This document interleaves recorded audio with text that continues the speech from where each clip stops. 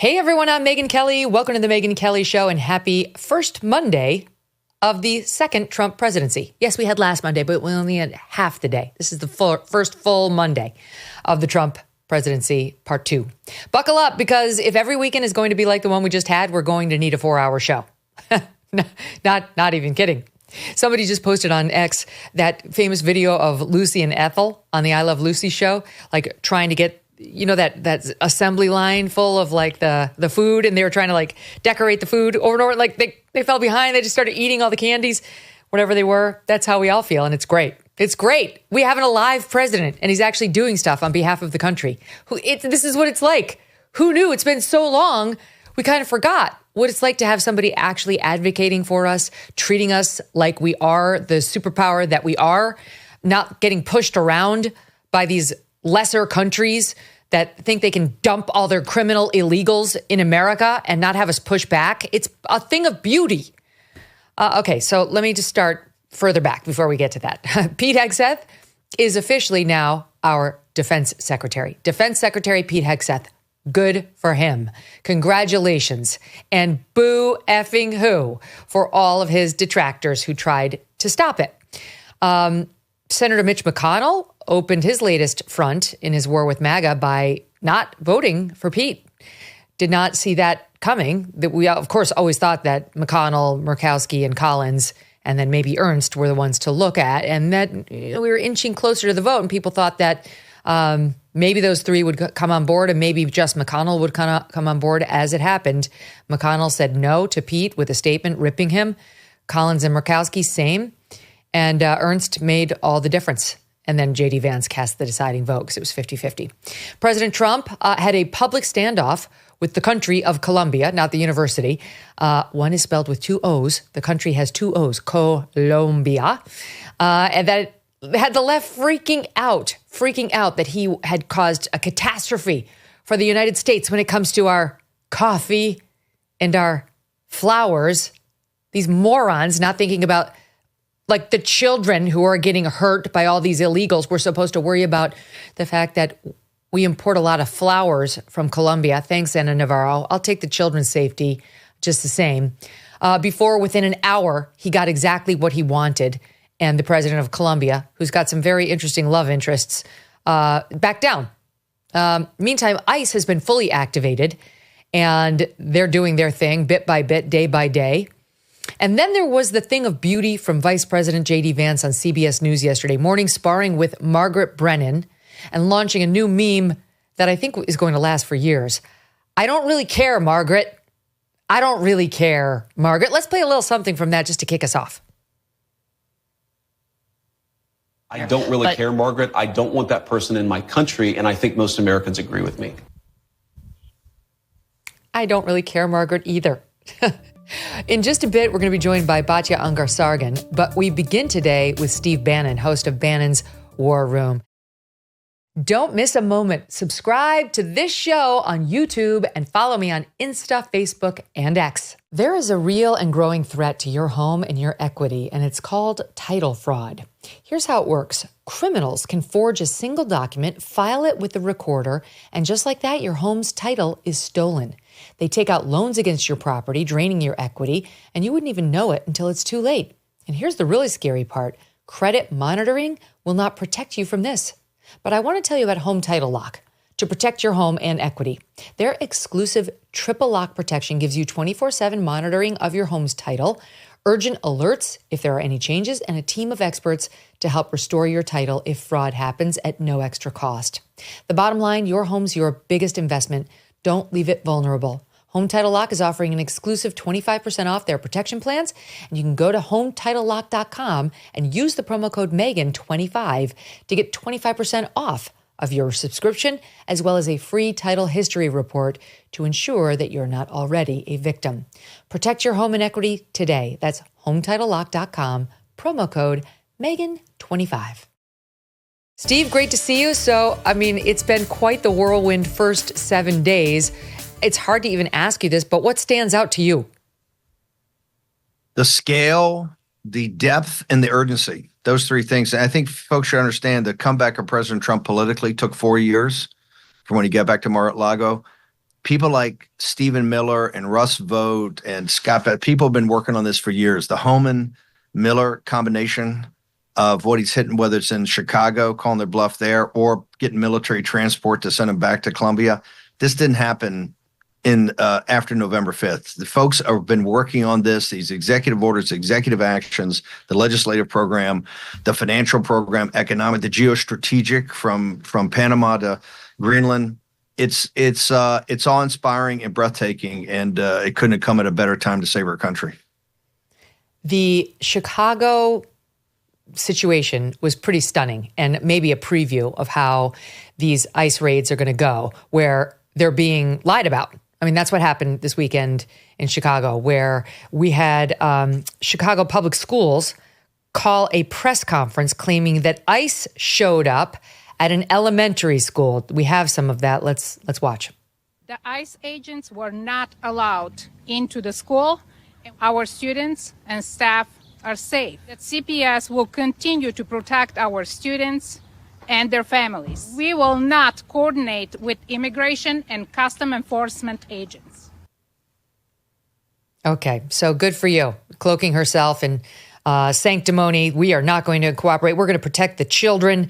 You had the Chicago Tribune reporting that ICE showed up at this school at 11:15 a.m. The immigration action appears to be the first at a Chicago school after Trump took office. It makes me so sad, said Eva Chavez, a 37-year-old who lives in the neighborhood and came out after she heard about it. Immigration groups arrived. Parents panicked. Some took their kids out of the school. Illinois Governor J.B. Pritzker spread the lie on X, saying the first reports of raids in Chicago are at an elementary school targeting children, separating families. The only problem is it wasn't true. Turns out that it was Secret Service investigating a threat. Bill Maluzhin of Fox reporting that Chicago Public Schools falsely claimed they block ICE officers from entering a school. The narrative took off. Apparently nobody bothered to check with DHS or ICE, both of which denied the claim. It turns out it was Secret Service agents. The Secret Service leader identified themselves, or at the time identified themselves, and left business cards. They were looking for a student who made a threat to a government official. And then Chicago Public Schools admitted it, releasing a long statement saying it was a misunderstanding. Misunderstanding, Steve. I don't know. I mean, the media ran with it. The governor ran with it. They couldn't get to cameras fast enough, and it was all a lie. Look, Pritzker's running 28. I think Tom Homan, I think it'll happen this afternoon. Call their bluff. We're in Chicago for a reason, because Eric Adams has already said he made a mistake, a grievous mistake. That's why the Southern District indicted him when he saw the light. Los Angeles, you see, they're gonna drop the sanctuary city. You have to call their bluff. I think they ought to go in this afternoon and call the bluff of the mayor. If he does not allow the ICE agents into the city jail to pick up the bad hombres that are there, which they haven't done today, arrest him. If Pritzker doesn't let him go into the prisons, the state prisons, arrest Pritzker. If you do have to go into a school, in the principal, you got to arrest them. This is just not about the illegal alien invaders. Remember, these people are essentially, besides the criminals, they're essentially, I would say, innocent for the fact of they were invited in here by a radical government that hates the United States of America. It's now time to take the torch to the enemy. And that is the mayor of Chicago and the governor. If Pritzker wants to run in 2028, if he wants to run in 2028 in the Democratic primary, let him do it from a federal prison cell, because right now he's obstructing justice. If Homan can't, look, Homan's doing great, but to go to the projects and get guys they've released or get them in onesies, twosies is so expensive, so cumbersome, and quite frankly, dangerous. It's now time to go to the jails, go to the prisons, and make them turn them over. If they don't turn them over, arrest the officials in charge. They're the ones blocking this, and this gets to the heart of this wasn't chaos at the border. This was a well-thought-through plan to allow 12 to 15 million illegal alien invaders to invade our country, and they have to go home, right, on military transport, and we got to cut deals with all the frontline nations, I believe, not do this onesies, twosies. Cut deals. Let's roll. But now it's time to take it up. We're never going to get there by going to housing projects and finding bad guys who, you do understand, Megyn, you're a smart lawyer. These are administrative warrants. They went yesterday because we've got one of the exclusives out there with our own Ben Bergholm. They went yesterday to a housing project. The guy just said, hey, I don't want to answer your call. I don't want to open the door. And they had to leave. So it's now time, I think, to ratchet up. Homan's done a great job. Miller's done a great job. It's now time to go next level. Let's arrest the mayor. Let's arrest the governor, and then send a signal to the rest of officials throughout the country.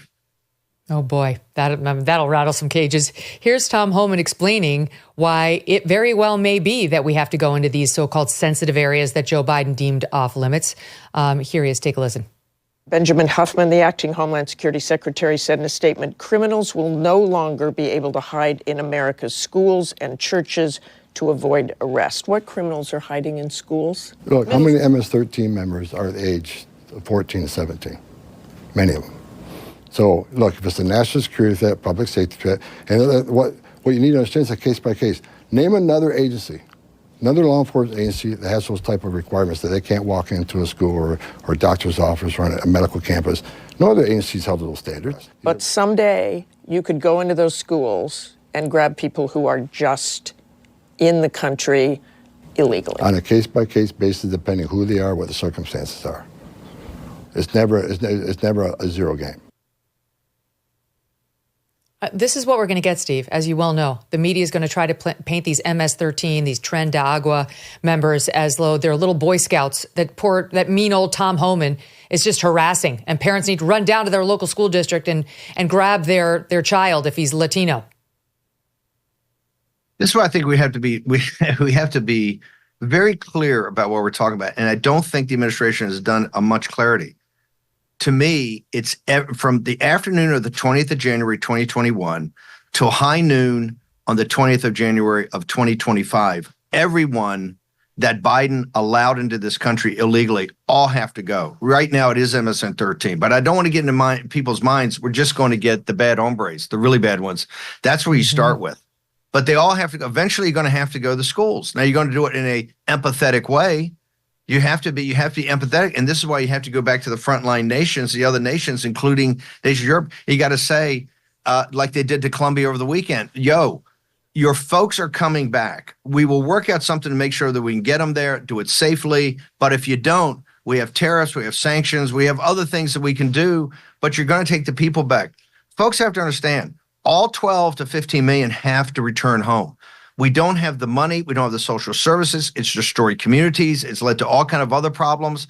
We have an African-American and Hispanic citizens in this country have been crushed by this. Their education system has been crushed. The healthcare has been crushed. They're working for wages at 20% lower because there's too much illegal alien labor available to take their jobs.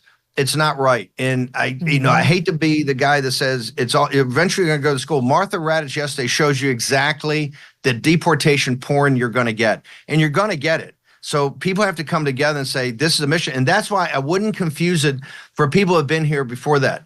We have enough of getting the 12 million out now. That'll take years. It just will. Let's worry about who came before. That's a topic for a different day, and we can get to that. But now, right here now, the deportations have to go. I think they have to be ratcheted up. I think they have to be much more systematic. And the way you're going to do that is start arresting officials, start arresting, like, for instance, the Catholic Church. If the Catholic Church bishops are going to come here and throw down and say that, hey, start rolling up the bishops. If it's going to be Catholic Charities, which to me is a criminal organization, and this weekend she's putting out videos about how to report it, go and arrest them and throw them in the who's gal. It shouldn't be the people that are kind of innocent here are the folks that came. Now we have to work it out that they have to go home, and we got to be empathetic and charitable about that. We don't have to be empathetic, and we do not have to be charitable about the people that made money on a basically human trafficking to get these people here and destroy the country. That's all these NGOs. It's the Lutheran Church, the Catholic Church. You have this Jewish family services, all of them. And if the Catholic bishops are going to throw down on this one, let's just throw down now, Megyn. It's just honestly, let's go there. I thought the same. I was like, why all the money that we donate every Sunday when we go to Mass that you think is helping the poor, that you think is helping the underprivileged, it's going to the hundreds of millions that the Catholic Church has been raking in, trying to get these illegals into the country and settled here? Hold it. The second collection The second collection is basically going to these organizations. You have no earthly idea what they're doing except working. We went down to the border. We've actually shown this over the last couple of years. But the Catholic charities is getting they get $1 billion programs from the federal government. Remember, the federal government uses the NGOs to basically expedite this and work it. That's the whole CPB1 app and all of it. So Catholic charities is maybe the worst, but they're getting billions from the government. Plus, the decent Catholics that go to Mass every week, that second collection, you have no earthly idea where that second collection is going. Yeah, no, I mean, it's amazing just listening to, what's happening here. Even, it was last week. The Pope said Trump's plans to deport illegal immigrants would be, quote, a disgrace, that it would be a disgrace. I'm sorry, but this Pope, he doesn't speak for millions of Catholics. He really doesn't. I know technically he does, but he doesn't speak for me. He doesn't speak for most conservatives in America, who really, we've had about enough of his far left social agenda. Tom Homan, back to him, he was asked about the Pope's comments, and as usual, hit it out of the park. Watch. I give a message to the Pope guy. I'm a lifelong Catholic. I was born Catholic. I've been through Catholic doctrine. Look, he only concentrated on fixing the Catholic Church, first of all. He's got big problems there. And in the Vatican, they have a wall around the Vatican. And if you illegally enter the Vatican, the crime is serious. You'll be charged with a serious crime, be jailed. Yeah. So he can protect the Vatican where he lives. He can build a wall where he lives. Where American people are not allowed that? No. Securing the border saves lives. He needs to understand that. When we secure the border, when less people come, less women get raped by the cartel, less children die in the river, less Americans die from fentanyl overdoses. He ought to stick to it. He ought to stick to the Catholic Church and fix that. That's a mess. Steve, last week we were critical of that Episcopalian minister who was lecturing to Trump and J.D. Vance when they did her the courtesy of going by National Cathedral.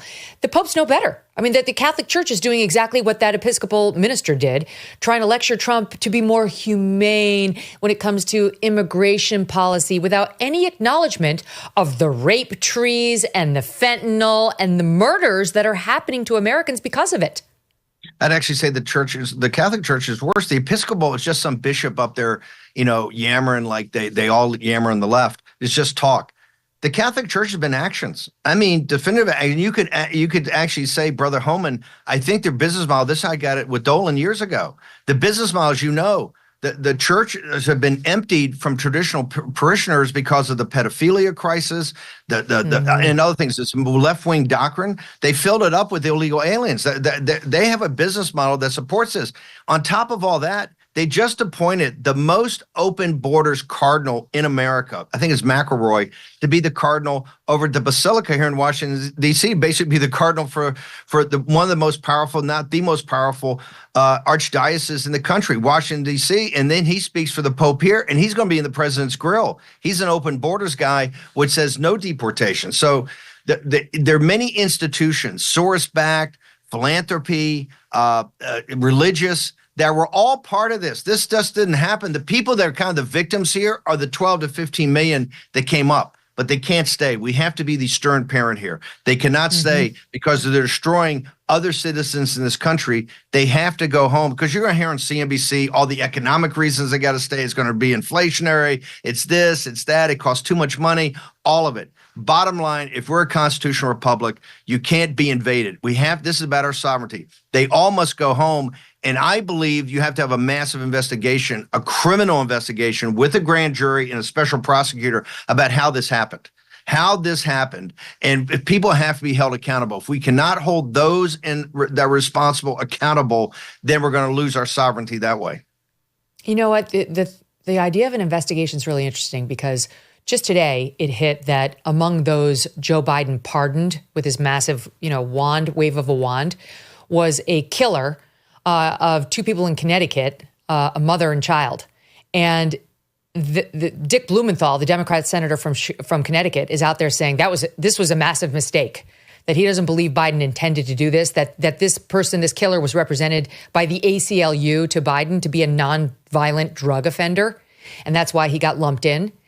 And there are already some on X calling for an investigation into how this and all the other pardons were made, and whether Joe Biden was compos mentis in order to grant the clemency and the pardons that he granted, and whether some of these things can be undone, whether even the president himself intended to actually allow some of these people out of jail. They can definitely be undone. And I say this about the January 6th, as you know, it has to be because they did it so late. They did it was his Justice Department. It has to be Pam Bondi and the Justice Department that has to do this. And remember, Emil Bovee, the number 3 guy in the Justice Department, was actually on the raids with Homan over the weekend. We actually did a sidebar interview with him, my guy Ben Berquam. He said he was outraged by what he saw as obstruction by officials, government officials in Chicago to stop this. So that's what I'm saying. We have to adjudicate all this. And these pardons, all of the pardons, including for Cheney and all of them, actually had to be executed by the Justice Department because Biden waited too late. And so I think that all of those ought to be in play. Tom Fenton is adamant about this. Tom Fenton doesn't think any of these pardons, and we got to look at these ones. The pardon process is so detailed and takes so many years. It is impossible in this situation in Connecticut for that to happen, right? It's just because you have every piece of record that's there. You don't know what they're slipping into the deck to have Biden just sign off on. So this whole thing, the whole pardon thing, but tied back to also illegal immigration, has to be fully investigated, and we got to get to the bottom of it. And I would tell Pam Bondi, do not execute on any of the pardons for anybody until we get to the bottom of it. It's so disturbing. It's like I have no idea whether Joe Biden knew what he was doing, but that is something we should be assured of, because like it's one thing to do a controversial pardon. It's quite another to have the ACLU sneak one past a incompetent president. This is on X right now, and hold on a second. I'm just trying to pull up the reporting on this. Relatives of an 8-year-old boy and his mother, who were murdered by a Connecticut drug gang, are outraged that a man convicted in the killings was one of nearly 2,500 people whose drug-related prison sentences were commuted by former President Joe Biden in his last days in office. Adrian Peeler served a 20-year state prison sentence for murder conspiracy in the 1999 shootings of Leroy B.J. Brown and his mother, Karen Clark, in Bridgeport, killings that shocked the city and led to improvements in state witness protection. Prosecutors said Brown and his mother were assassinated to prevent the child from testifying in another murder case. In December 2021, Peeler finished his state sentence, but began serving a 15-year term in federal prison for dealing large amounts of crack cocaine. The federal sentence would have kept him behind bars until 2033. He is now set to be released in July. And this is the one that Blumenthal, a Connecticut Democrat, who was the state's attorney general when Brown and his mother were killed, said someone dropped the ball, quote unquote. In Peeler's clemency, he and other political leaders in Connecticut, including the Bridgeport mayor, criticized the commutation. This really was a vicious murder that changed our laws, said Blumenthal. It also highlights how we need to take a look at the pardon system to see how it can be improved. Well, why don't we first take a look to see whether it was even intended by this outgoing president? So that's one thing. Forgive me for playing a soundbite to Steve Bannon of Selena Gomez, but she's got a lot of power. She's very popular with a large segment of the population, and she just posted this video and then deleted it after her fans went nuts on her. But this is what we're getting. I just wanted to say that I'm so sorry. All my people are getting attacked. The children. I don't understand. I'm so sorry. I wish I could do something, but I can't. I don't know what to do. I'll try everything, I promise. Okay, Steve, she's got 422 million followers on Instagram, and indeed, she's an actress. I mean, the good news is that people have common sense, because this is a revolution of common sense. That's why this movement, this progressive nationalist movement, is expanding every day, because folks, African Americans, Hispanic families, and working class men and women understand that this is to protect them. And they understand that all the performative, like how phony is that? And they can see through it. And they understand how this has destroyed their communities, and they're not going to tolerate it anymore. And they're certainly not going to be backed off by her or by Martha Raddatz. Look at Martha Raddatz's behavior with Tom Homan. I mean, you understand now why the mainstream media is virtually powerless because of her hectoring of Tom Homan, particularly hectoring. Remember about the military flights. So you're telling me every day military, they weren't concerned when they were having flights bringing bringing folks in here and taking them deep into the country, like up at the Westchester Airport. So you then could spread out the illegal aliens into New England, right, and upstate New York. So this just shows you the mainstream media. This is why they're so powerless today, and I don't think we should be, even paying much attention to them. We just got to report more information, get more facts out there, more stories out there, and just let the camera roll and see the heroes like Tom Homan, see the heroes of the military that have been sent to the southern border, see the heroes, in every aspect of what we're trying to do to deconstruct the administrative state and take on the deep state. Just cut the cameras on and watch the Senate hearings last week where they had no punchback on any of the deep policy stuff that Senator Rubio brought up, or that Pete Hegseth talked about a revolution in military affairs, and you had these Harridans, all they're doing is going after his personal foibles, every second. They didn't even get to the heart of the matter. And now Pete Hegseth is Secretary of Defense and has to, get on with it and start to execute on this. So I think our audiences grow every day and they grow with the engagement, and to know that they blew her up after that phony, C-level actress performance is to me, encouraging. That's really encouraging, because so should the American people in their decency. Remember, American people have tremendous common sense, tremendous grit, but they also have tremendous decency. It's the most decent group of people in world history, the most empathetic. They've have freed more people, given their lives, freeing more people, given money everywhere. The American people are very decent, and they understand what's going on here, and they fully back President Trump in this regard to clean this mess up. Yeah, she didn't look at the polls, which have between 55 and 60% of all of America completely on board with deporting all illegals, including the Democrats. The Democrats are now majority in favor of deporting all illegals, never mind the ones who have committed crimes, which is where Homan's starting, but as you point out, not where he's going to end. Homan with Martha Raddatz discussed some of this. Take a listen to SOT 19. How can you possibly afford to deport all of those people? Well, I'll leave it up to Congress. I think Congress, the president has a mandate. This is the number one issue that people voted on. I think Congress has a mandate to give us money we need. What price do you put on national security? More detention centers? What price do you put on? What price do you put on all these young ladies that have been raped and murdered and burned alive? What price do you put on that? What price do you put on Laken Riley's life? Steve, what's interesting about Homan, and to some extent now too, J.D. Vance and the other people speaking for the administration, is, to me, it seems like they're finally getting it. It's so joyful for somebody like me to sit here and watch somebody who actually knows the facts and is not afraid to argue what's real, give it right back to these Sunday news anchors, and they don't care if the news anchors like them. They're not looking to go to cocktail parties in Georgetown. I thought JD, because JD's a real gentleman. But finally, it was like the frustration. Margaret, I don't care. That said, CBS has so lost its way. ABC has so lost its way. It's shocking. Margaret Brennan's just not at the level that you can be to run these Sunday shows. And Martha Raddatz right there. It's just hectoring. And you saw last night they got the two new anchors at CBS during the championship game. I think it was the AFC playoffs. I said, man, if that's O'Donnell was bad enough, is this an upgrade? This is another disaster. These guys, and this is why remember, the audience is only 4.5 million. It's not that big an audience anymore. You were doing that at Fox, and you're bigger on your podcast. When you count everything. So it shows you that the mainstream media, they're going to have nothing but deportation porn, right, from here on in, because this is where they're going. But I think the American people have had a belly full of it, and they understand something has to be done. And I love the way that, in a very professional, even-handed way, that people like Homan and JD are kind of the tip of the spear. But I think you're going to see this across the board with everybody. I think you're going to see Secretary Rubio and Pete Hegseth, and across the board, Pam Bondi.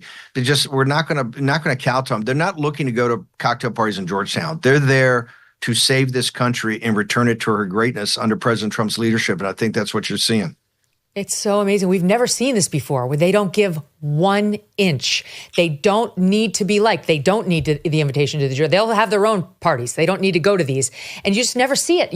My entire history in the media, they go on these Sunday shows, they do a little ass kissing, and then they kind of pivot off to make their final point as like their parting shot of like, well, but we kind of believe this, after they totally cede the main points the anchor is raising in part one of his or her argument. So it's great to see somebody just fight and like completely disavow the premise of the question. Here's the longer version of J.D. Vance with Margaret Brennan. I am convinced, like, JD's very smart to go on with Margaret Brennan, because some people said, why is he going to CBS? It's the enemy. Look what they did to him in the vice presidential debate. And I thought, no, he's very smart because she's adversarial. She's going to try to punch him, but she's nowhere near his intellectual equal. So he knows he can just slice and dice her with ease and do it as behaving as a gentleman, but leave everybody with the same impression, which is she is no match for him. Her arguments are no match for his. Here's Thought 13. There are cases of people who allegedly were properly vetted and then were literally planning terrorist attacks on our country. That happened during the campaign, if you may remember. So clearly not all of these foreign nationals but there are have been properly 30,000 vetted. people in the pipeline, Afghan refugees. But my primary Do you stand concern by it? as the vice president, Margaret, is to look after the American people. And now that we know that we have vetting problems with a lot of these refugee programs, we absolutely cannot unleash thousands of unvetted people into our country. These people it's are not vetted. good. These people are vetted. Just like the guy who planned a terrorist attack in Oklahoma a few months ago, he was allegedly properly vetted, and many people in the media and the Democratic Party said that he was properly vetted. Clearly he wasn't. I don't want my children to share a neighborhood with people who are not properly vetted, and because I don't want it for my kids, I'm not going to force any other American citizens' kids to do that either. No, and that was a very particular case. It wasn't clear if he was radicalized when he got here or while he was living here. I don't really care, Margaret. I don't want that person in my country, and I think most Americans agree with me. Right on. I don't really care, Margaret. He's right. Well, he does it. He does it such a gentleman. I mean, finally the exasperation when they're just going to continue on and continue on and continue on, all of them. And I think this is why they've lost the backing of the American people. It's why the ratings are a disaster. Why the cost of these things they're going through and cutting everybody's salary. The salaries are outrageous in the first place. Cutting salaries. You see right there in JD. He makes an argument, puts the facts out. It just continues on. I mean, it's not an interview. It's a debate, right? And finally he just says, look, I don't care and the American people don't care. Next question, which I think is great. Who cares? Like if this guy who he was referencing, his name is 27-year-old Nasir Ahmad Tahedi. And per court documents, he planned to liquidate his assets, repatriate his family to Afghanistan, purchase assault rifles, and stage a violent attack on Election Day. He entered the U.S. on a special immigrant visa on September 9th, 2021, days after Biden's catastrophic U.S. withdrawal from Afghanistan. Who that had a family member die in this planned violent attack on Election Day would care when he was radicalized? Why was he here? It wasn't lawful. He needed to go. He wasn't vetted. That's the point that he was making. And you times that by 20 million.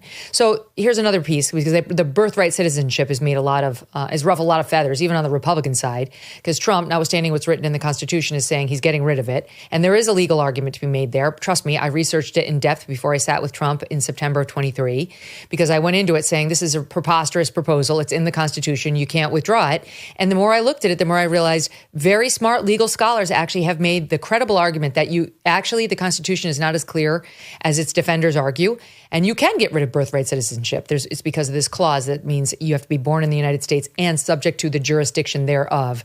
And there's a question there. Anyway, the media will not allow for any of that possibility, nuance, or other legal arguments. Margaret Brennan brought that up too with J.D. Vance, and here's how that went. Temporary residents, people who come in here, whether legally or illegally, and don't plan to stay, their children shouldn't become American citizens. I don't know any country that does that or why we would be different. Well, this is a country founded by immigrants. Well, this is a country founded by... country. This is a very unique country, and it was founded by some immigrants and some settlers. But just because we were founded by immigrants doesn't mean that 240 years later that we have to have the dumbest immigration policy in the world. By the way, it wasn't founded by illegal immigrants, and we don't have to keep the door open to more and more criminals because of what happened 250 years ago, Steve. It's amazing. Is that stupidity on her part or just liberal bias? I think it's just laziness. I think they've controlled the apparatus for so long. I mean, you see this, you know these people. They've gotten lazy. That's one of the reasons they were caught by surprise on 5 November. One of the reasons that MSNBC's ratings dropped by 2/3 is that they lied to their audience. Their problem is credibility with their audience. Half of that audience is never coming back because they felt they were lied to all the way up until Pennsylvania was called. And even that night on the broadcast, I've gone back and studied the arc of the broadcast. They lied to their people. They all thought Kamala Harris, it was a historic night. Kamala Harris, that's where they had the huge crowd at Howard University. These people lied to people. And then later said, well, we actually knew the polling wasn't that great toward the end. They outright lie, and they will lie because they control every institution. They control the institutional power in the country, and they got very lazy. They never thought a startup group like MAGA, these kind of populist nationalists with no money and really no institutional power, could get in back of someone like President Trump. Is the reason they treated Trump so badly. Remember the felonies that he was charged with just on insurrection and J6 would left him in prison for 300 years. They wanted him to die in prison. Until you embrace that fact that they wanted him to die in prison, a man that look what's happened the last 7 days.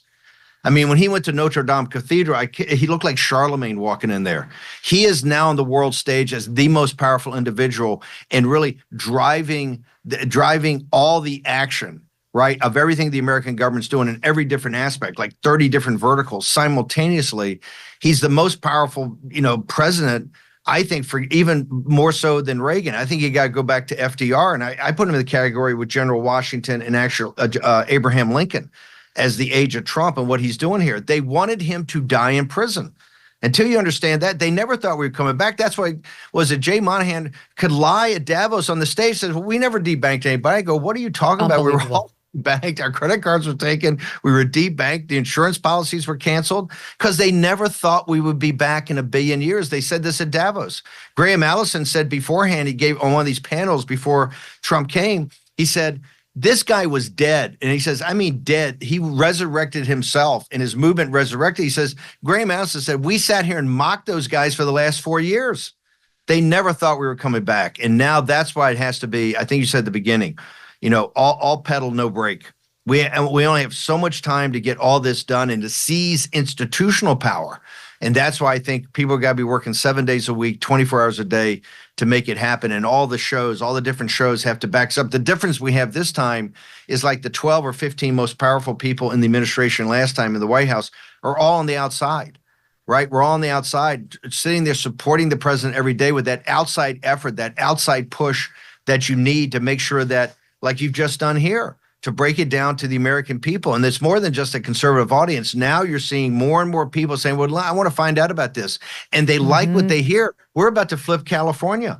I've lived out in California, in Southern California, for 20 or 30 years. I'm very familiar with property in Pacific Palisades. Let's say that. And those people out there are starting to flip because they realize all the policies they supported for so many years really were the predicate for how this could happen. And now they're seeing the nightmare of Bass and Newsom and just this blob that won't let them get on with their lives. And they're saying we had enough of it. Trump comes out and has done more in 24 hours than all these guys did. So we're in a unique moment in American history. We're now a much broader, I say that MAGA and the MAGA beliefs are 2/3 of 70% of the country. It's like 1932. We can have an inflection point in this country and essentially govern for 50 years if we take immediate action on what needs to be done. We stay decent and empathetic, but we take action and we're relentless about that action. On the debanking, just to let people know. So yeah, Brian Moynihan goes out there at Davos and says, "Oh no, we don't debank anybody, Bank of America." And J.P. Morgan also says, "Oh no, we issued a statement. We don't debank anybody." Just so you know, in 2024, the Montana Attorney General joined a coalition of 15 attorneys general in demanding action from Bank of America to correct the company's debanking policies and discriminatory behavior toward conservatives and religious Americans. They allege in this lawsuit the bank denied services to gun manufacturers, fossil fuel producers, contractors for U.S. Immigration and Customs Enforcement. It also canceled the accounts of Christian ministry groups for operating, quote, a business type we have chosen not to serve. Similar allegations against Wells Fargo. We could go down the list. Geo Group, a private prison operator, said it was debanked by Bank of America and J.P. Morgan after it faced protests from left-leaning groups over the work it does for ICE. Melania Trump said in her book she was debanked and that son Barron was denied a bank account. She didn't name the bank. 30 tech entrepreneurs said they've been debanked in the last 4 years, according to Mark Andreessen, who came on the record. PayPal and what they did to conservatives. And like the list is very long. For these guys to now claim they've never been debanking conservatives is a lie. It is a lie. It's belied by this long history and what's alleged in these lawsuits. So that's the debanking thing. I do want to talk about California, but before we go there, let's stay on immigration and do Colombia. Because what happened with Colombia this weekend was a thing of beauty. It was a thing of beauty, Steve. And all while Trump was on the golf course. The guy was hitting under par while he was rubbing the president of Colombia's nose in the crap storm he tried to dump on us. So they sent 200,000. It's an estimated 200,000 illegals in this country from Colombia. As Trump points out, these are not good guys. The face tattoo does not suggest, in Trump's words, you're going to be president of a bank when you get here. And we get 2 planes worth of them at least, and this is only 1 weekend, and send them back down there. And this guy has the nerve to not accept his own bad hombres. Yes, they're his countrymen, though. They shouldn't be our problem. And Trump, within about 2 minutes, says, that's how you want to play? We're going to slap a 25% tariff on all of your goods. And in a week, it's going to go up to 50. And we're disassociating ties with all of your embassy officials here. And it's going to get more and more painful as the days go on. And you have the leftist meltdown. I think we have some of that. Do we not, Debbie? Where you've got, it's just on paper. But you've got AOC and many others saying, oh my God, this is what's going to happen. And AOC was saying the coffee prices are just about to go up 25%. A tariff on them is a tariff on Americans. And then the coffee here will be up 50%. You have Ana Navarro saying, we import a lot of our flowers from Colombia. There goes Valentine's Day. Within, I think it was 60, maybe 90 minutes total, complete reversal. The president of Colombia fell on his sword. Not only did he say, we'll take them, he said, I'm going to send my presidential plane to go pick them up. And it was a complete victory before Trump had gotten to the next hole, Steve. This is how it's done. And I don't even think the leftists can argue that he did anything wrong here. What do you make of it? This also gets back to the new economic model where he talks about external revenue service and actually not just looking at tariff as a punitive tariff against a Mexican tomato for 25%, but a whole new way you look at the economy of the United States inside the golden door. The operating leverage we have as the United States over technology and sanctions and cash flow and capital markets and all of it, including tariffs, is enormous. And President Trump only brought, he said, tariffs and then sanctions. He only brought about 50% of the toolbox.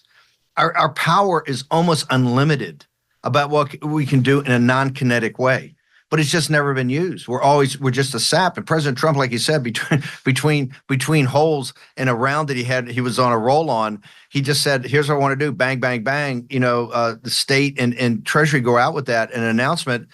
90 minutes, enough time that they get to write a press release, as you know, they full surrendered. So this is very important for what it shows about the power of the United States in dealing with both our friends and our enemies. The one thing I have been an advocate for this behind the scenes, because you saw in the Honduras and the Central America, I say get everybody up here, either McAllen, Texas, DC, Pickett. It should be Marco Rubio, I think, first, and Besant, then the president later. Walk them through and say, guys, here's the number of folks you have. Here's what we're going to do. Here's when they're coming back. Here's how we're going to schedule military airlift command to do it. We want to, if we need some help, we're open to a conversation on how to figure this out. But they're coming back, and they're coming back on a date certain. And if you don't like it, let us know now, because here's what we're going to do. Bang, bang, bang. And you'll have all of them say, okay, I got it. How do we work this out? We have to be empathetic about this, and this is the way to do it. But Trump showed the innate power of the United States of America. And that power comes from the little guy, the full faith and credit of the United States. The reason we're so powerful is we rest upon, Burke's little platoons of folks just self-organizing every day and getting their job done, going to work, paying their taxes, building their community. That's the power of this country. And finally, somebody stood up and said, guess what? We're more powerful than everybody. And here's what we're going to do. But you're taking these bad hombres back. And I think later you're going to take a lot more back. I think it's magnificent, and I just think it ought to continue rapidly. We ought to get them all in the room, cut a deal now, as Trump's the deal maker, and set up a schedule. Everybody's going home, so then you can take down the temperature of the deportation porn, which, as you can tell from this weekend Sunday show, is coming. Mm-hmm, that they're really enjoying it. The epilogue to the Trump versus Colombia president story is as follows. I love it. So Trump won. The guy completely waved the white flag and sent the presidential plane, he said, for these illegals. Then, feeling humiliated, that's clear, he decides to post the following bizarre statement on X. Trump, this is after he already lost the fight. Trump, I don't really like traveling to the U.S. It's a bit boring. I like going to the black neighborhoods of Washington, where I saw an entire fight in the U.S. Capitol between blacks and Latinos with barricades, which seemed like nonsense to me because they should join together. I don't like your oil, Trump. You're going to wipe out the human species because of greed. I am informed that you impose a 50% tariff on the fruits of our human labor to enter the United States, and I do the same. Okay, you already gave it up, sir. But I love this, Steve, because what he's really doing here is playing the victim. He's trying to act tough while also playing the victim. Poor me. You're going to hurt my people with this tariff, and you've got problems of your own there. Meanwhile, it's like you sent 200,000 criminals to our country. We're serving you, so far, 2 plane loads back. We are the victims. We're the victims here. Finally acting like we're standing up for our own best interest. That's what's so invigorating about it. You have a president who in between golf holes doesn't need 50,000 State Department meetings, group papers. And then Trump tweeted out this. Look at this. Trump posted this picture of himself on Truth Social with the background sign that reads FAFO, F around and find out, and him wearing like an Elliot Ness, like FBI hat. Steve, this is like a dream. Or a hat from The Godfather that he's right. A full gangster or full. Hey, here's a power. You said earlier about Homan and JD and JD being such a gentleman and Homan kind of being so matter of fact. Trump doesn't give 2 fucks, okay? This is what you're seeing. He doesn't care. He didn't care what they think about him. He didn't care what the media think. They're going to put him in prison. He knows this. He was in prison, going to be in prison for 300 years on the phony charges of the insurrection. Emil Bovee was one of his great attorneys for many of those years. That's why Emil's out there and sees the madness that's going on right now of officials doing it. People, we don't care about the performance art of the left anymore. It's come very close to destroying this country and destroying the citizens of this country. And finally, through divine providence, we have a leader with all his imperfections who is going to stand up for the American people and the American citizens. And quite frankly, the citizens that were invited in here by this illegitimate Biden regime that now have to go back. And President Trump, I think you've already seen, is in a way trying to do this with as much empathy as possible. So that's why I couldn't be prouder of President Trump and how he's handling this entire thing. I got to ask you quickly about both Tulsi and RFKJ getting their confirmation hearings this week. Tulsi's will happen in front of us first, and then they'll go behind closed doors to do the classified cross-examination, so all the stuff that we're not allowed to hear. And then RFKJ, he starts on Wednesday. We expect it to continue over into Thursday. I've heard reports that both of those are, quote, potentially in trouble. I'm not sure. That must mean with Republicans because they have the power to up or down it. What are you hearing about both of them? Well, you also have Pam Bondi and Cash. Pam Bondi for another round. So yeah. Wednesday, Thursday, and particularly Thursday is going to be showtime. I think Bobby Kennedy's going to be in good shape. Well, you saw the traders on Friday. You saw Mitch McConnell playing that game and having to bring JD over to get Pete across the line. So you know who the opposition is. The opposition is that old hidebound Republican establishment. I think Bobby Kennedy, RFK Jr. is going to be fine. His command of material. I think he also may pull in a Democrat or two. So I think that'll be fine. I think Kash Patel, which of all these this week, they're all important, I think is the most important. I think Cash gets through. I think Pam gets through. I think Tulsi's an issue. And I think Tulsi's an issue not for previous. I think they're all over her right now of her command of the material. And that's why I think the behind the scenes is going to be more important than the upfront. Remember, what they're trying to do, and this is why they had no pushback last week when we flooded the zone. You saw Marco Rubio talking about the end of the post-war rules-based order. Pete Hegseth talking about revolution in military affairs. Both Vogt and Bessent combined talking about a new kind of economic model for the country, and also about how we're going to finance it. These were all to the really the heart of the Trump America First restructuring in this country, and there was no pushback. Scott Bessent did the best, and this is why I advise people like Cash and Pam and everybody when they go, is remember, the person Trump has selected likes to take a Bessent or vote. No, 10 times more than these Democratic senators are only there for get these snarky things on video. The first time you do it, like when Wyden asked that wise guy question to Scott Bessent, as soon as Scott adjusted his glasses, in the professorial moment, I said, here it comes. He blew him up so badly, right? Humiliated in a gentlemanly way, kind of a J.D. Vance, very gentlemanly way, very professional way. Scott humiliated Wyden that he was left bleeding. Oh, well, I don't understand about it. I don't agree with it. Nobody else asked a tough question. So my recommendation to Pam and to all of them, when they come after you, be a gentleman or a gentlewoman, but take them down right there on national and global TV, and you will see the others act like little lambs. They won't want that. So next week is going to be showtime. They're dug in on Tulsi. I think Tulsi, and I've been a huge supporter. Remember, I brought Tulsi in the first 2 weeks in 2016 to see the president, and I advocated at the time that she should be the UN ambassador instead of instead of the governor Nikki, because I thought Tulsi knew so much more, and she was so well informed. She was an Army major. I got 30 seconds left. Do you think she makes it through? Anyway, yeah, she makes it through, but that's going to be a tractor pull. Okay.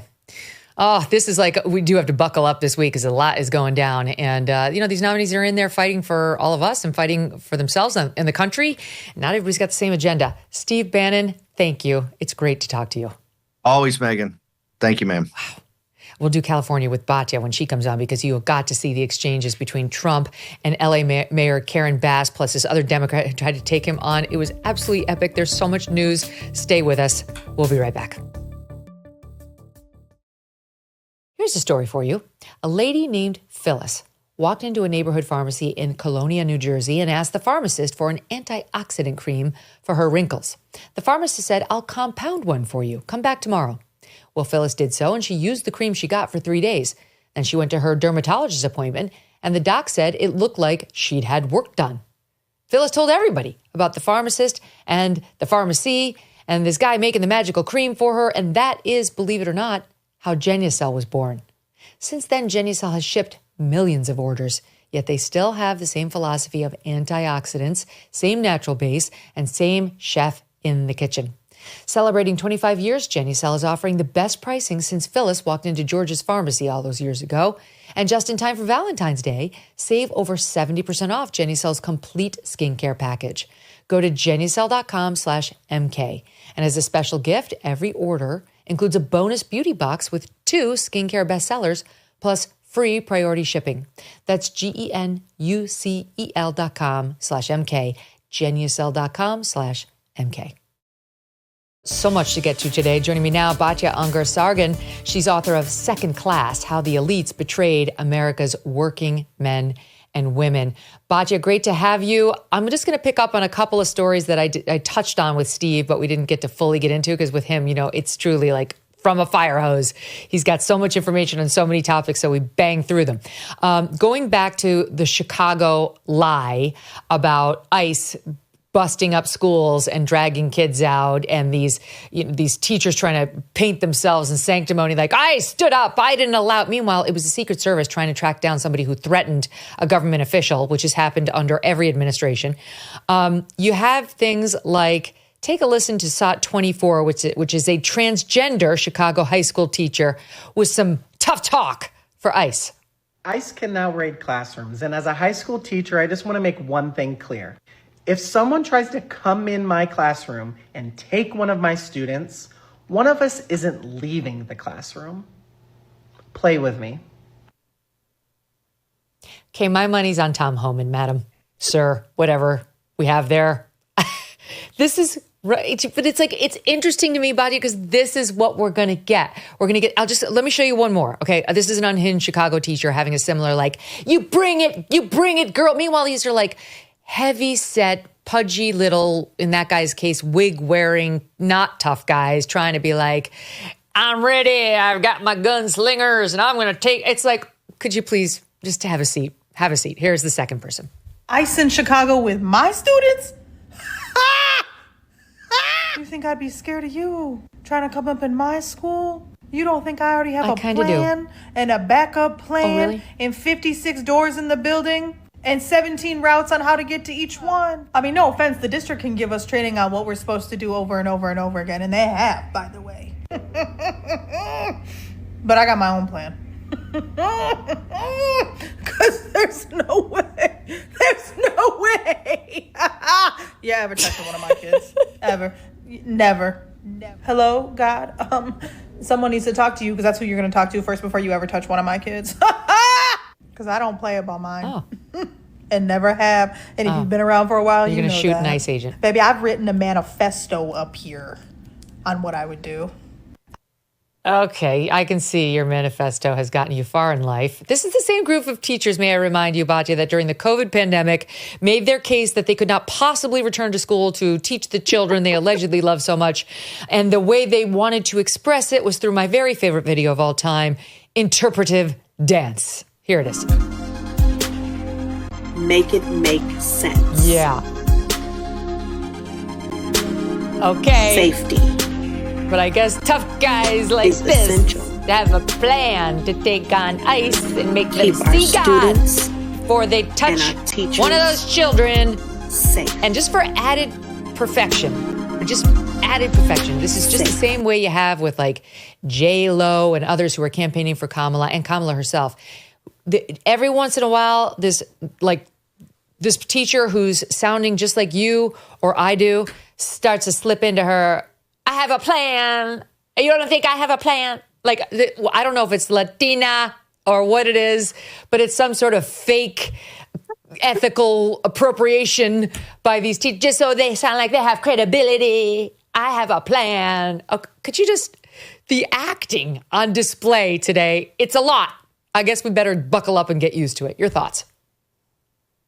I mean, the grunting and the acting and the laughing, like, it's clear that this is some sort of sexual fantasy these people have of these ICE agents coming in and them getting into this brawl in this protection of their students. I really want to ask them, why do you not care about the students of yours who have been totally shortchanged by the millions and millions of dollars that are going into ESL to educate students who are not American citizens?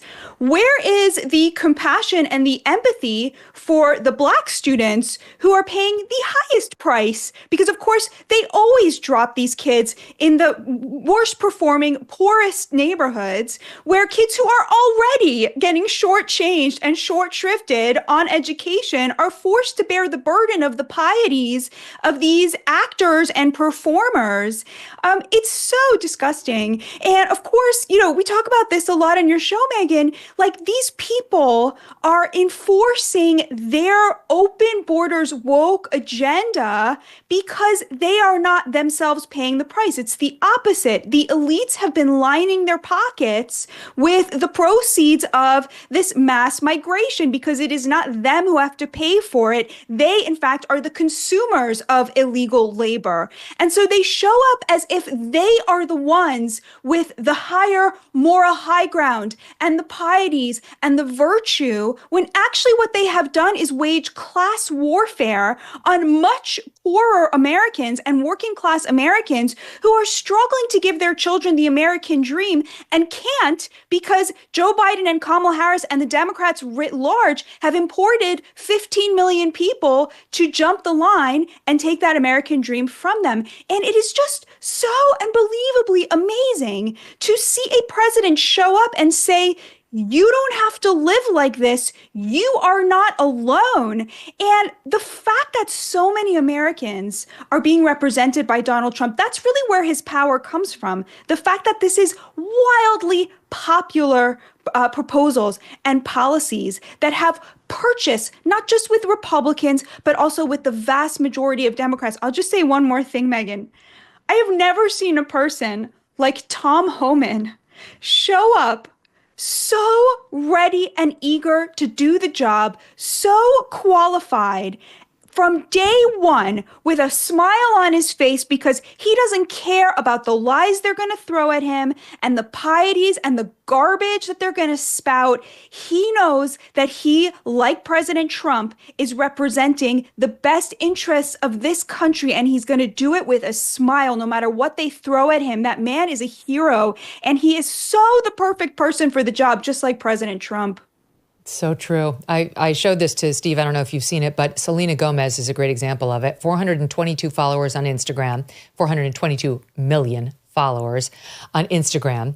And first of all, she's the one who starred in that Emilia Perez, which is up for 13 Academy Awards, who's pushing the trans nonsense on Americans and American youth.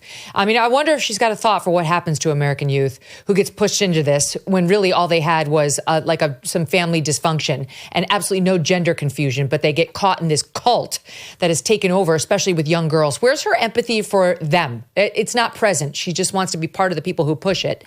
But whatever. So she decides to go on Instagram and cry tears about, oh my God, all the illegal children, I guess, who might be subject to deportation. Here it is. I just want to say that I'm so sorry. All my people are getting attacked. The children. They don't understand. I'm so sorry. I wish I could do something, but I can't. I don't know what to do. I'll try everything, I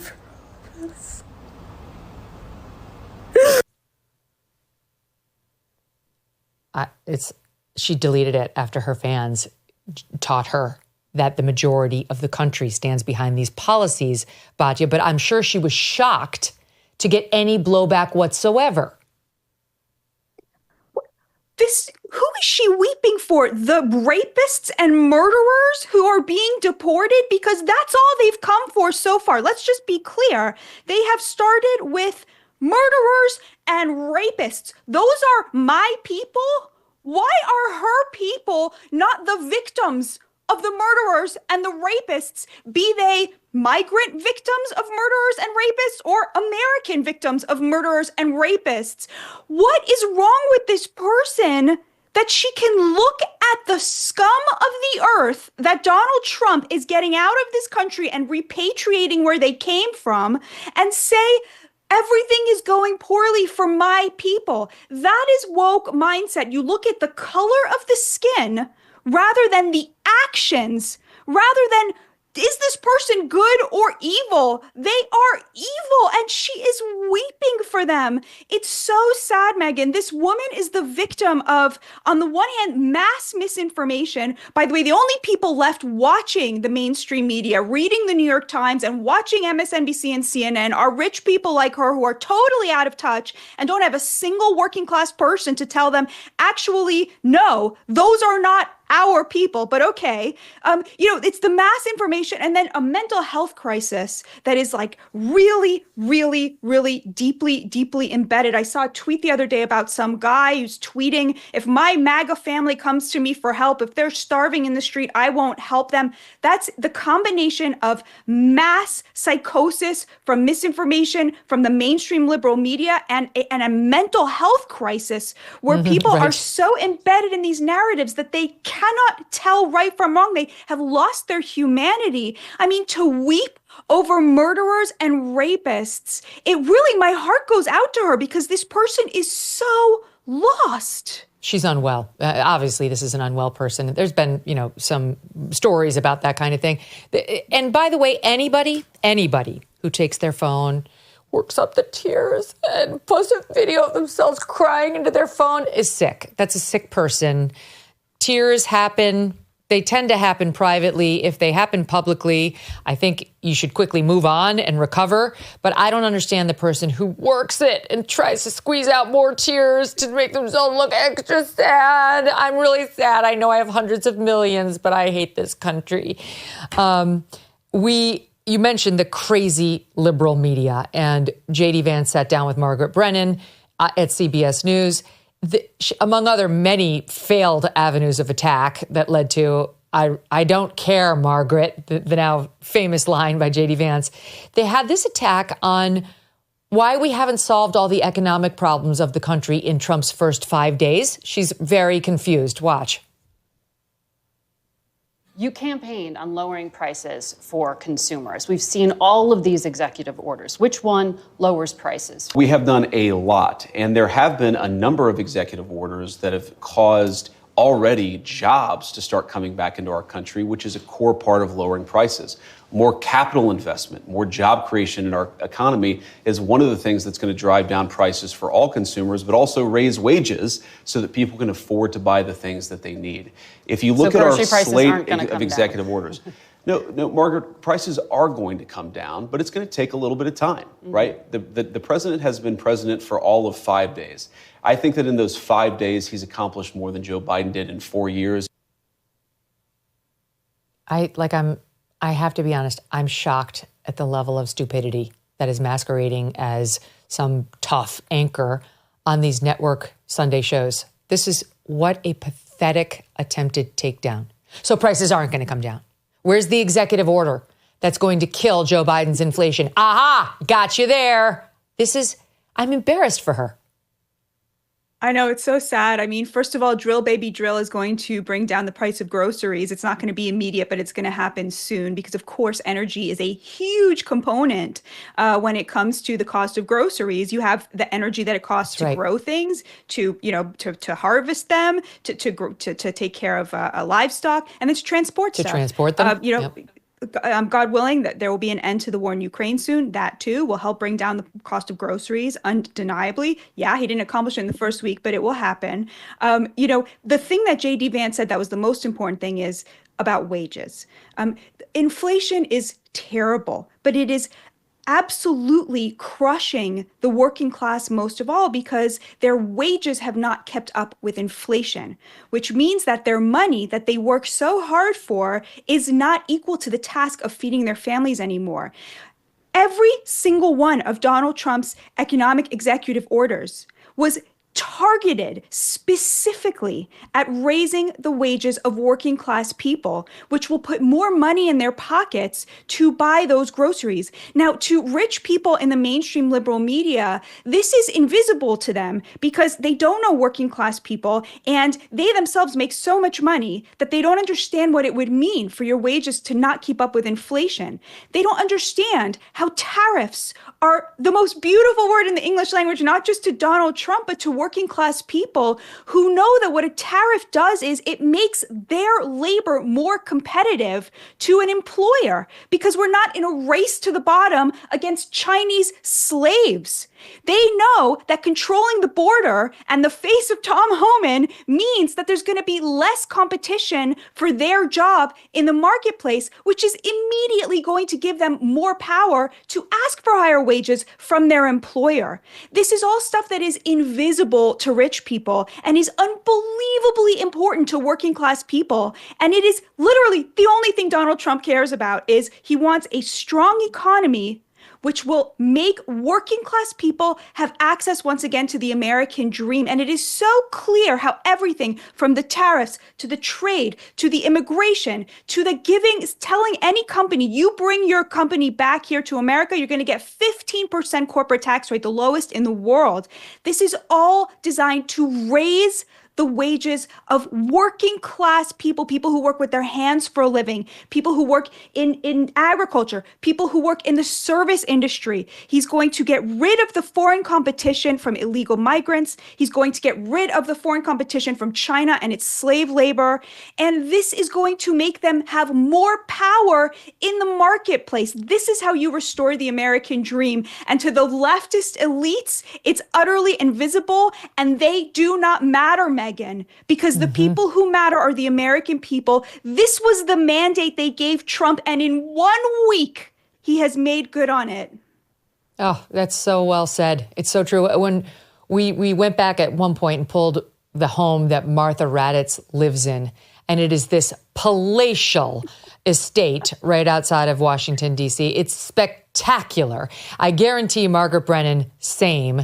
They make millions of dollars and apparently have no relatives who are working class or connected with the working class because they seem to have lost all connection to regular people who don't live like that and who actually do live paycheck to paycheck, as the vast majority of Americans do.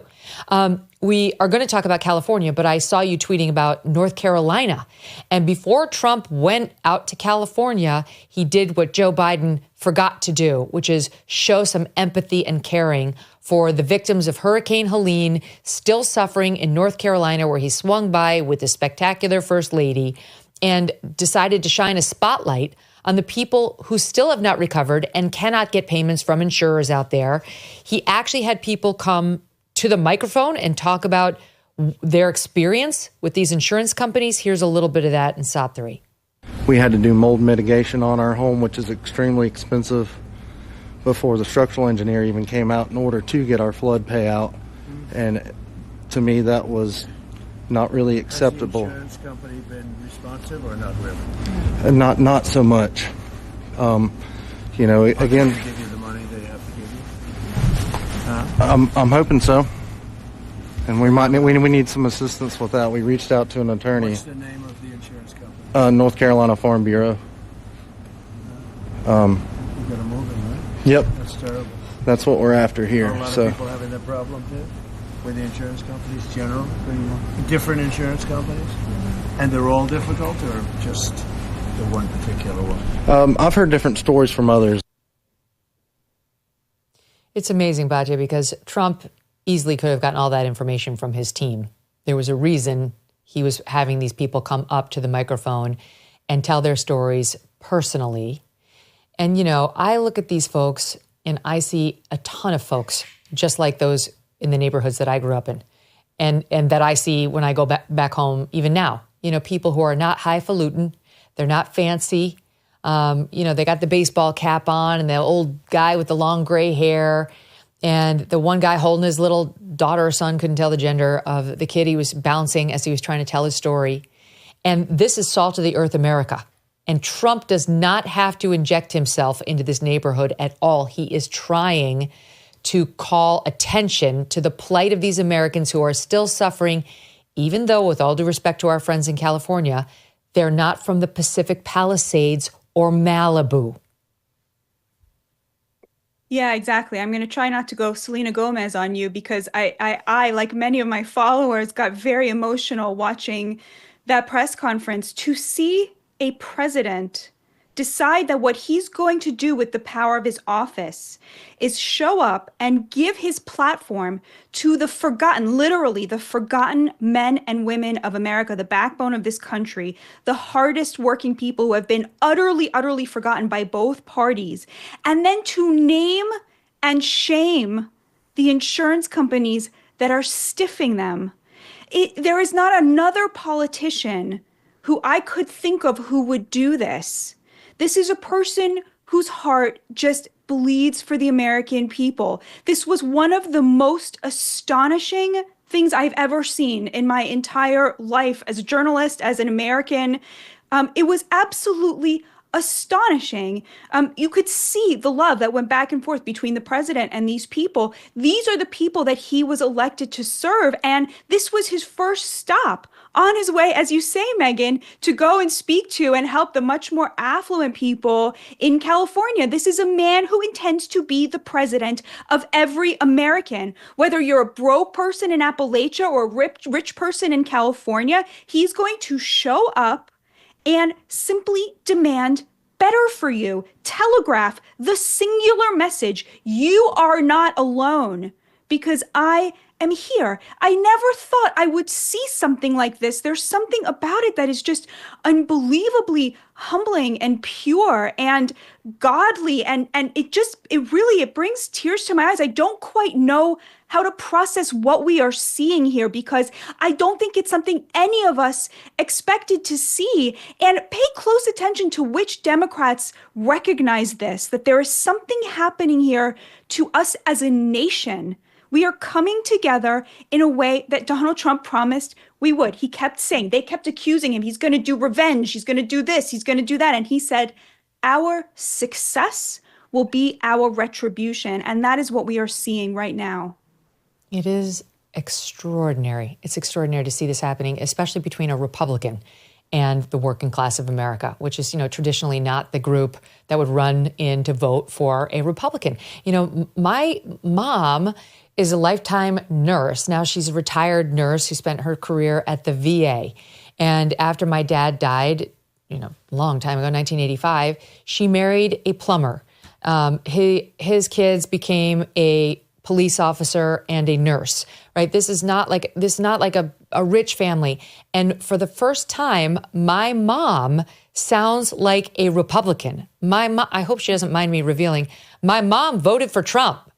And it's not because of me. My mom has voted Democrat her entire life. She's 83 because of that, Batya, because she's picking up what he's putting down. Like, she sees what he's doing. She feels heard by him. She's living. Yes, of course, I help her. But she, like all prideful people in their 80s, does not want my money. She wants to live on her retirement. She earned it and all that. And she sees what's happening with the inflation and the money and so on. Like, that's what caused her to open her mind to Trump after a lifetime of being told by my Nana, who passed in 2016 at 101, Republicans are for rich people. And they're starting to see with Trump, that's no longer true.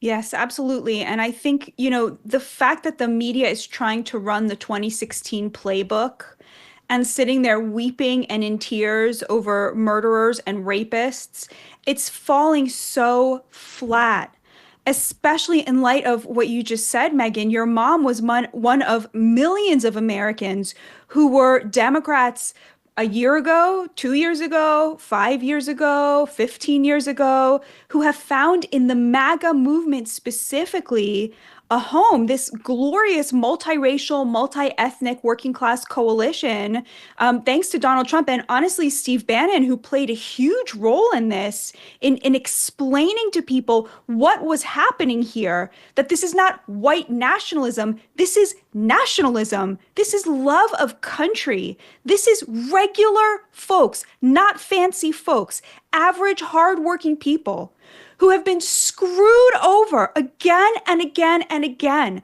put last again and again and again, and then smeared as racists for daring to want a better future for their children. This is who Donald Trump represents. And because of this glorious coming together on November 5th, it is no longer possible for the media and the Democrats to get away with lying on him and smearing him. When they lie about him, they are lying about the American people, and the American people know that. So they just can't get away with it anymore. We're really about to enter a glorious new golden era of unity and common ground and coming together around common sense values that this country was built on. The idea that you owe something to your neighbor first, that we owe something to our citizens. It has to mean something to be an American. You can't just give that away to rapists and murderers from Colombia and expect the American people to just take that. We're done with that.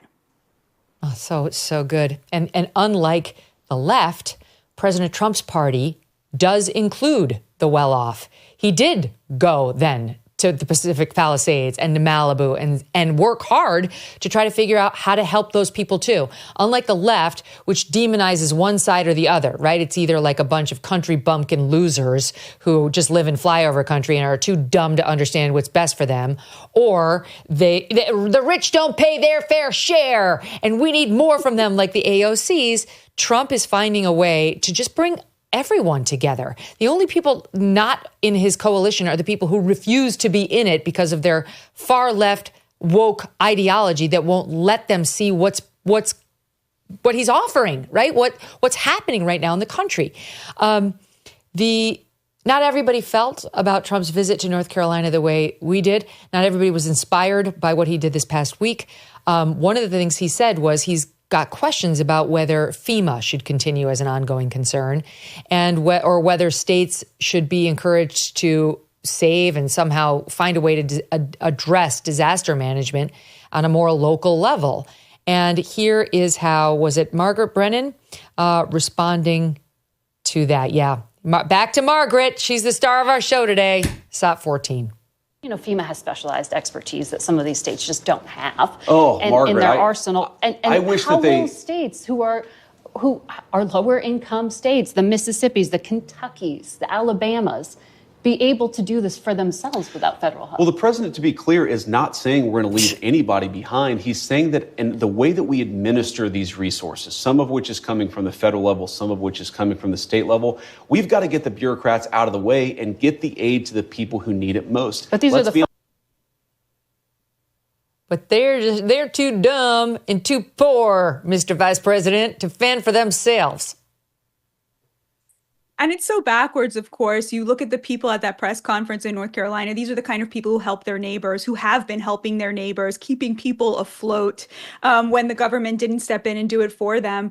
I've been obviously super critical of certain aspects of Elon Musk and Doge and what have you. But the idea that some massive government bureaucracy that has failed time and again to equitably distribute aid to the people who most need it knows better what's good for these people than they do themselves is just laughable. And you saw in California how, exactly like you said, Megyn, Donald Trump was speaking up for people who just wanted to go home and use their own money and try to find their precious belongings that they could salvage, try to clear whatever it is. They want to use their own money to do it. And the government was literally getting involved, and Karen Bass not giving them permits to do this. And all Donald Trump said was, why can't they do it? And she goes, oh, well, they can do it in a week. Well, a week is a very long time. I mean, this is what he's doing. He is showing up and saying exactly what you wish you could say, but you can't because you have not been given a voice and you have not been given the right to do that.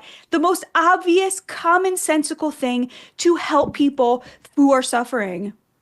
You've got the Mississippi governor, Tate Reeves, coming out on X saying hilarious elitism by Margaret Brennan and CBS News, claiming that Mississippians know less about emergency management than D.C. bureaucrats, all because her favorite Democrats in California and North Carolina have failed their constituents. Very interesting. I mean, she just can't, trust me, I've worked in the mainstream media. She can't fathom that these yokels down in places like Mississippi could ever help themselves. That's how she sees them. That's honestly, I guarantee you, that's how she sees them. And she thinks that's what makes her a good person. She thinks like her inability to see them as capable of managing money, of managing an emergency is what makes her their benevolent saint, right? She's going to pressure J.D. Vance to keep the FEMA federal bureaucrats in charge of their wellness because they're too dumb to do it themselves. It's dripping out of her pores.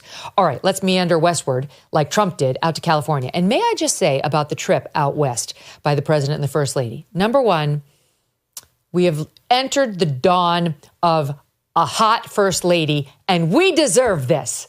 We deserve an amazingly gorgeous first lady who's bringing style back to the job. Look at her in her green puffy coat, her tight jeans, her boots, her black beanie, and her aviators with her perfect lipstick and hair. Trump, here he is on the helicopter, but when he is on Air Force One, he is using the big boy steps. We've seen the return of a hot first lady and the return of the big boy steps to Air Force One, Batya. And this is the first couple we deserve. So they travel out west in style, like grown-ups. And by the way, Melania Trump was seen speaking to victims, I can't remember whether it was North Carolina or California, of one of those two tragedies in her native tongue in 2 different foreign languages. She's reportedly fluent in 6 foreign languages, but the New York Times dismissed her as a mannequin. Anyway, they go out there and Trump picks a fight with Mayor Karen Bass, which was absolutely beautiful. This soundbite's a little long, but watch it play out. They're arguing over how long it's going to take to clean up the fire damage in places like the Pacific Palisades, so people can get back on their properties and get what might still be there, which there is in some cases some debris that's salvageable. See the damage, survey what's left so they can figure out their next move. None of that's being allowed. Watch. But we are going to move as fast as we can, but we want you to be safe, and we want you to be back in your homes immediately. But the people are willing to clean out their own debris. It doesn't cost a lot. Yes, and they can. You and should let them do it, because by the time you hire contractors, it's going to be 2 years. You can do some of it, but a lot of these people, I know that guy right there that's talking. I know my people. You'll be on that thing tonight, throwing the stuff away, and your site it'll look perfect within 24 hours, and that's what he wants to do. He doesn't want to wait around for 7 months till the city hires some demolition contract that's going to charge him $25,000 to do his lot. Yeah. I think you have emergency powers just like I do, and I'm exercising my emergency powers. You have to exercise them also. I did exercise them. Because if individuals want to clear out their property, they can. That's not yes, true. but you know that you will be able to go back soon. Mr. President. We think within a week. That's a long time, a week. I'll be honest. To me, everyone's standing in front of their house. They want to go to work, and they're not allowed to do it. The people are all over the place. They're standing, and I say, why aren't you going in? We're trying to get a permit, and the permit's going to take them. Everybody said 18 months. You said 18 months. You said 18 months.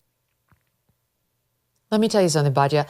My dear friend whose house burned down in the Pacific Palisades, she's my one woke friend, but she's sane. You know, I adore her.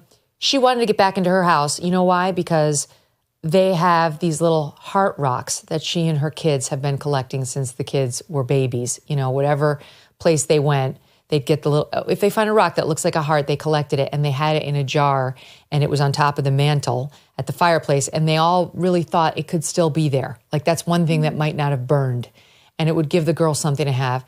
And nope, no, you can't get anywhere. Well, you know what? She scaled a wall and she got in a full hazmat outfit, but she managed to do it. And she had to countermand the orders. They were not letting her in. She just did it. And it's because of Karen Bass and this nonsense. You can't get in. There's a video in the Daily Mail today of a guy saying, I just want to drive by.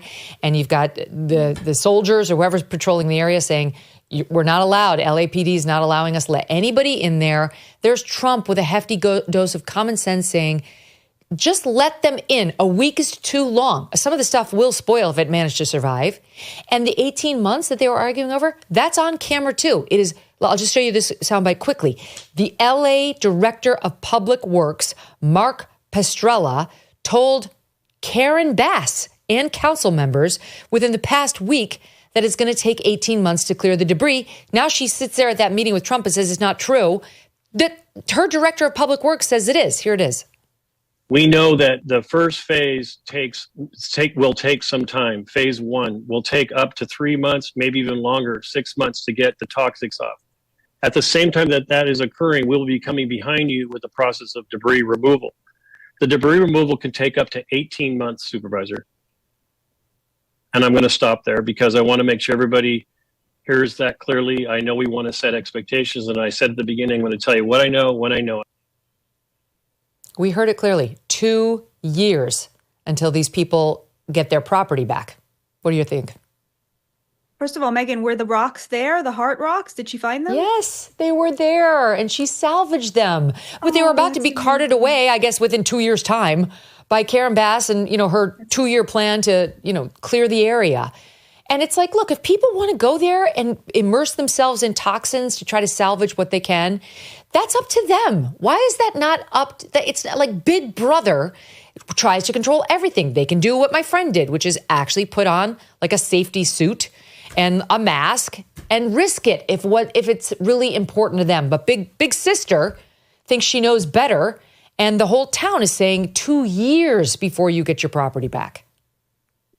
I honestly watching Donald Trump sitting there and just calling her on her BS, I did not realize that a president could just do that, could just show up and say, that is not true. I know it's not true. Why don't you tell the truth now? Why don't you change this policy? It's the most radical thing. And it's so obvious and so simple. If that is all he accomplishes, of course, we know he's doing much, much more than that. But to just show up and say, I am going to be the accountability here, this is utterly unacceptable. let these people into their homes. Let's have a little common sense here. Stop lying to me. And it's so amazing how she says, first she says they can go to their homes. And he says, no, they can't. And she says, well, they will be able to go to their homes, right? The immediate follow-up. I mean, this is really and truly powerful, powerful stuff. And you made the greatest point, which is whether you're broke in Appalachia or rich in California, Donald Trump wants you to thrive. And that is what this presidency is going to be about. There is somebody on X named Eric Matheny who tweeted out the following, and I loved it. I wrote it down. Trump is governing like a man who has been shot, indicted, investigated, and impeached, and has zero fucks left to give. It's glorious. That's exactly right. He's saying it all. So then, Batya, he gets into a back and forth with this California lawmaker named Brad Sherman, a Dem, who'd been giving him a hard time because Trump said, you know what, we want to give you federal relief, but I want 2 conditions met before you get it. And that is, number 1, allow the water to flow to Southern California, like I've been saying for years, so we can be ensured that this isn't going to happen again. And number 2, you should require voter ID in this state, where they seem to have an allergy to voter ID. So he's getting all this blowback, like, how can you condition, the aid on voter ID? It's not fair. And Brad gave him some guff about that earlier in the meeting. And then this exchange happens where Trump had thoughts for Brad on the insurance situation out in California, SOT 7.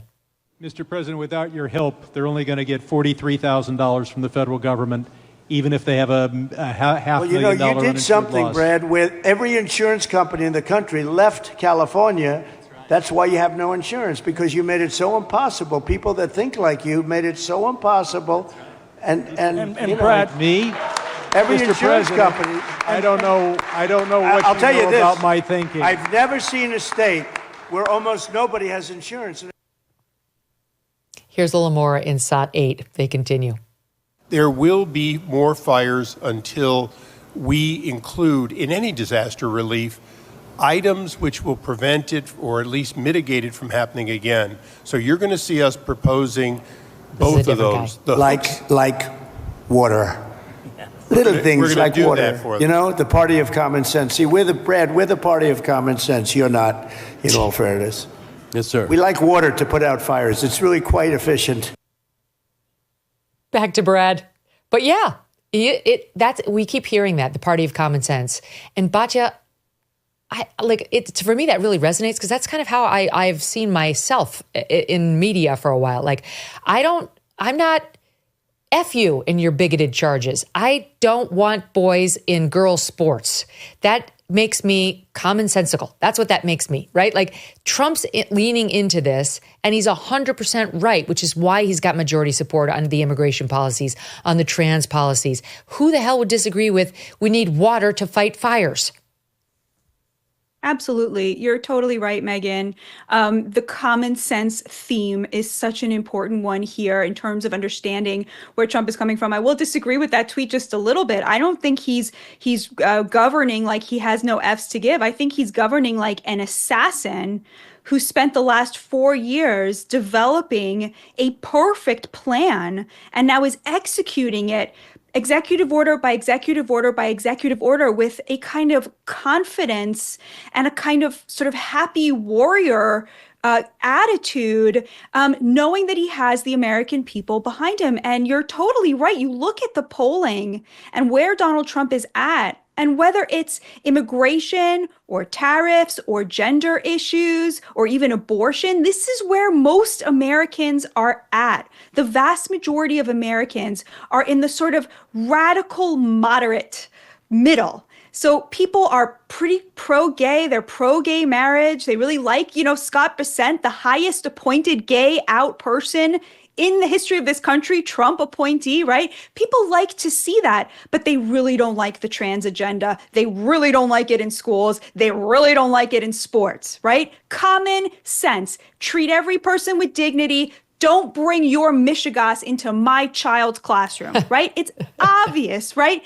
Immigrants, yes, come here legally. If you have something to contribute that we cannot get from somebody who's native born, sure. But if there is a person being left in Appalachia, a brilliant child who's not getting an opportunity, or a kid in the inner city who's not getting access to that opportunity, how dare you? The presumption that you're going to come and benefit from the glory of this nation when we haven't lifted up our own neighbors, forget about that.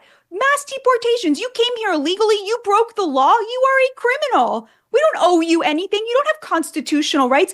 This is where the vast majority of Americans are at. And it is not an accident that it is where Donald Trump is at. Yeah, get out. I have to take a break, but quick soundbite on Trump and his sense of humor, the happy warrior. I saw something this weekend you almost never see. Donald Trump laughing. He smiles a lot. He's very generous with a smile, but he almost never laughs. It's actually kind of interesting. I noticed it during the campaign when that hyena was on the other side with her very strange laugh at everything, the cackle, so bad that they had to reel it in, telling her never laugh. Trump just naturally, he's not a laugher. He's a more serious guy. He's got a sense of humor, but he's just not like prone to laughter.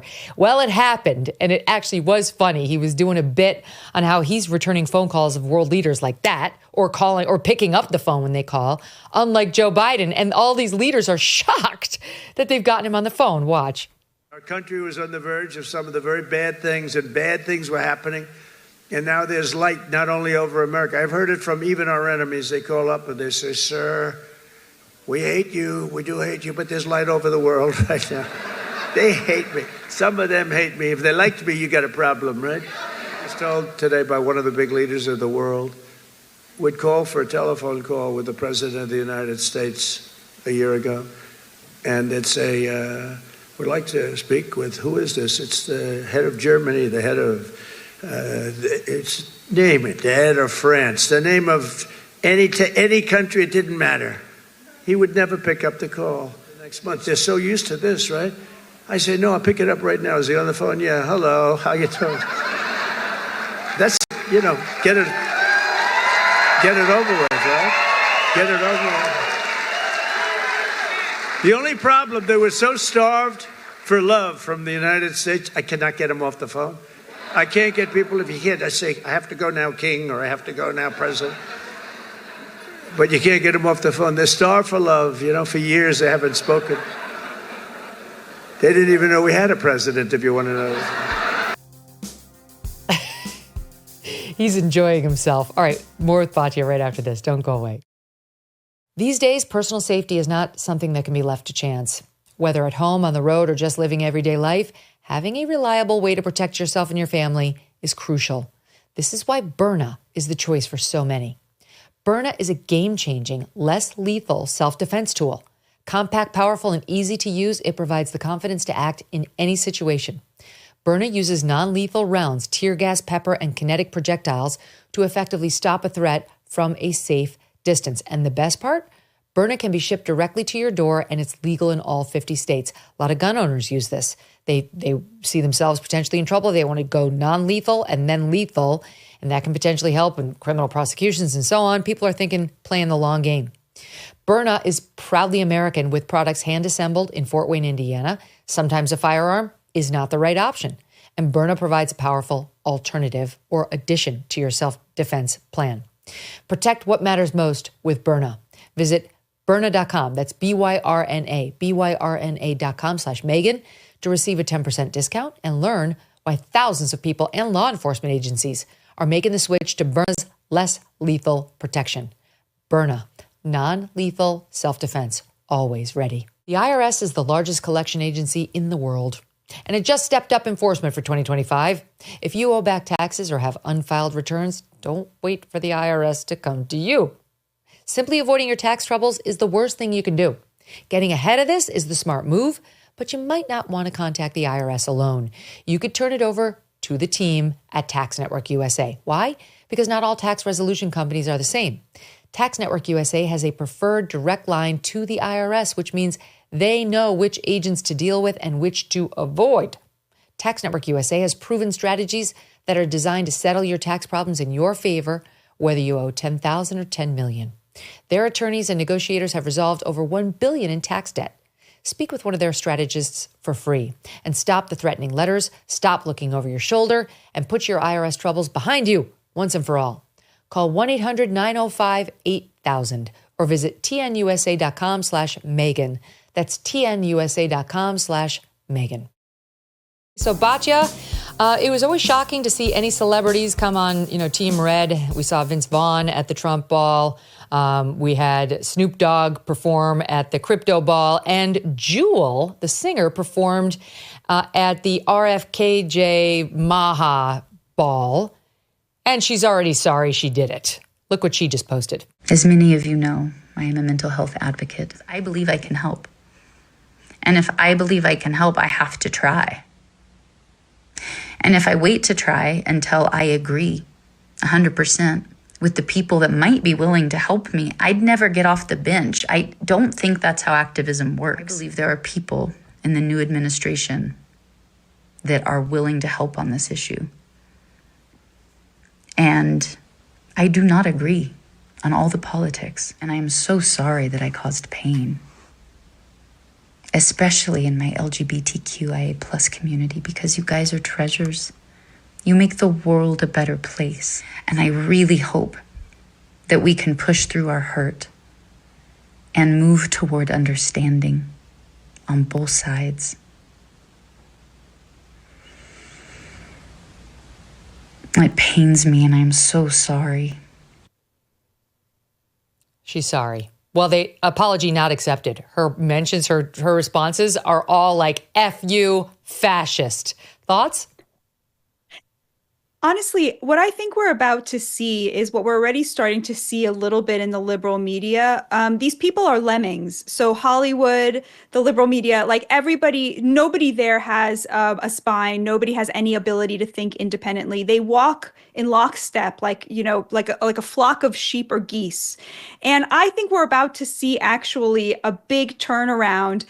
You're already seeing this. If you turn on CNN, like you'll frequently see people defending Trump. It's amazing. Like you haven't seen this in a decade. And I think we're going to start seeing that in Hollywood as well. People understand that the nation is just not there with all their garbage, with the activists on the trans front and the open border front.